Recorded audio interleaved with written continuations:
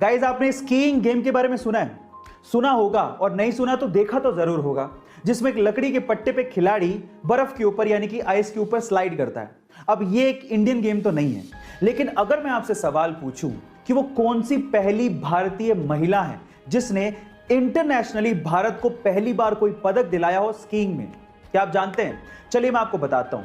उस महिला का नाम है आंचल ठाकुर, जिन्होंने 21 वर्ष की उम्र में सन 2018 में इंडिया को पहली बार स्कीइंग में कोई इंटरनेशनल पदक दिलाया, और वो भी ब्रोंज मेडल उन्होंने अपने नाम किया था।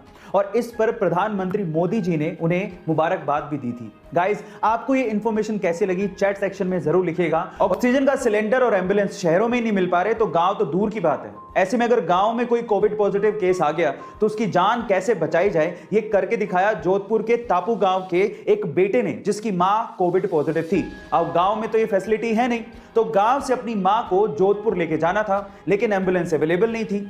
अब उसने बजाय हिम्मत हारने के अपना दिमाग लगाया और जुगाड़ ऐसा किया कि उसने अपनी पहले पिकअप उठाई और अपने जानने वाले के यहां से ऑक्सीजन जनरेटर मशीन उठाई। अब वो मशीन तो चलती थी बिजली से, इसलिए उस बंदे ने एक जनरेटर किराए पे लिया और अपनी पिकअप के पीछे बांध लिया और उसी जनरेटर के थ्रू ऑक्सीजन जनरेटर मशीन को चलाए रखा पूरे रास्ते, और अपनी मां को गांव से जोधपुर के बढ़िया अस्पताल तक पहुंचाया और अपनी मां की जान बचाई।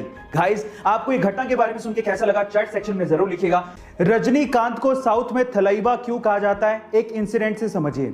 यह बात है 1992 की, जब रजनीकांत सड़क से अपनी कार में जा रहे थे। अचानक से ट्रैफिक वाले ने वहां पर उनकी कार को रोक दिया और रजनीकांत को कहा कि आपको यहीं ट्रैफिक में ही इंतजार करना पड़ेगा, आधे घंटे में सीएम की गाड़ी आ रही है।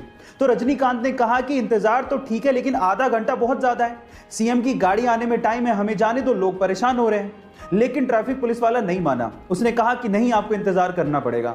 तो इस बात पे रजनीकांत बाहर निकले और पास की दुकान पर जाके खड़े हो गए। उनको देख के वहां पर भीड़ जमा हो गई। अब ये तो और ज्यादा प्रॉब्लम वाली बात हो गई, कंट्रोल करना और भारी पड़ गया। तो इस बात पे ट्रैफिक पुलिस वाला रजनीकांत के पास गया और उन्हें कहा कि प्लीज आप यहां से जाइए। तब रजनीकांत ने कहा कि यही तो मैं कह रहा था कि मुझे जाने दो भाई, इंतजार करना तो ठीक है, लेकिन आधा घंटा बहुत ज्यादा है। गाइस, आपको ये घटना को सुनकर कैसा लगा चैट सेक्शन में जरूर